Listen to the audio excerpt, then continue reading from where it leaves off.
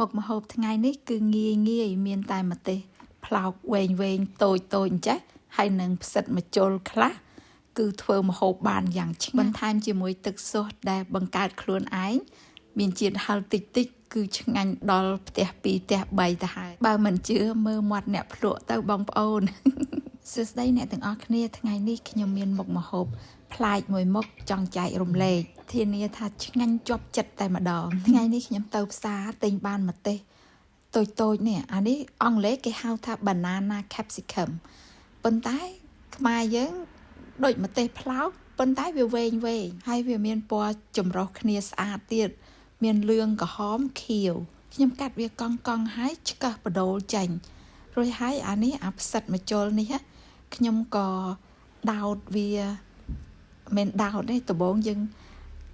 បែកវាជាដុំមកល្មមញុកចូលក្នុងម្ទេសផ្លោកហ្នឹងហើយញុកចូលកដានឹងញុកឲ្យស្រួលបន្តិចជួនកាលអាចធ្វើឲ្យបែកអា capsicum នឹងបានហើយម្ទេសនេះវាអត់ហឹរទេប៉ុន្តែវារោលដៃដែរចឹងទៅអ្នកទាំងអស់គ្នាពេលញាត់អាហ្នឹងពាក់ស្រោមដៃទៅកុំឲ្យរោលដៃ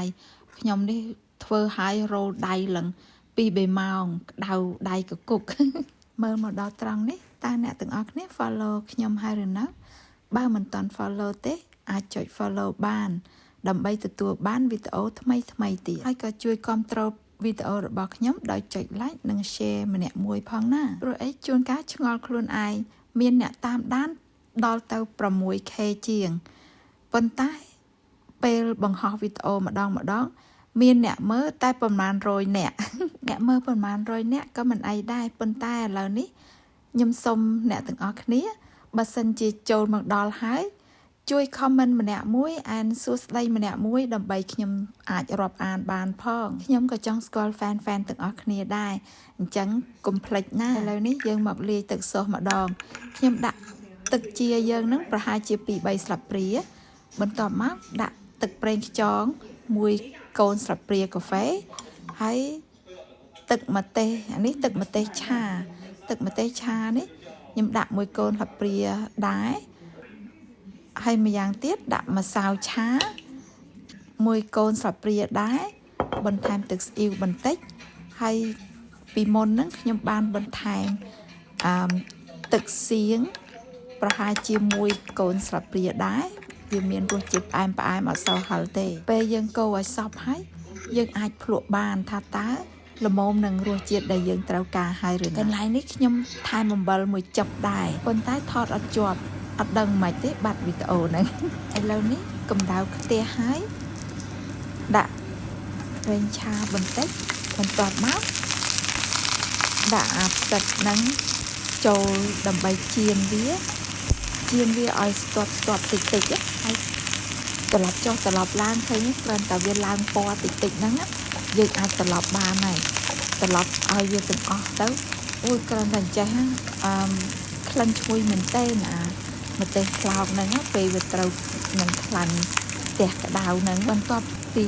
ត្រឡប់ប្រែចុះប្រែឡើងហើយកន្លែងនេះខ្ញុំរោយអំបិលបន្តិចទៀតព្រោះឯងខ្ញុំខ្លាចវាសាបពេកហើយក៏ចាក់ទឹកស៊ុសនឹងចូលតែម្ដងអូឈ្ងុយណាស់ទេទឹកស៊ុសនឹងចូលទៅក្នុងត្រូវនឹងផ្ទះក្តៅអញ្ចឹងបន្ទាប់មកកូរវាចុះឡើងត្រឡប់ចុះឡើងដើម្បីឲ្យផ្សិតម្ជុលហើយនឹងម្ទេសផ្លោកអីហ្នឹងវាចូលជាតិជាមួយនឹងទឹកស៊ុសហ្នឹងហើយតែប៉ុណ្្នឹងបានហើយមិន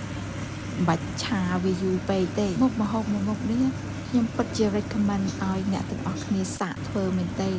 គឺឆ្ងាញ់ណាស់នេះខ្ញុំធ្វើលើកទី1ធ្វើហើយខ្ញុំបានតែភ្លក់មួយម៉ាត់ប៉ុណ្្នឹងឯង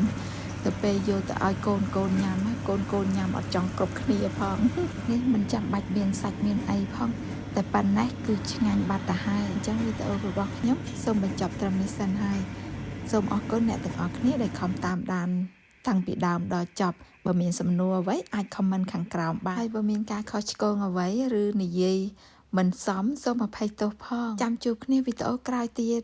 ជម្រាបលាបាយបាយ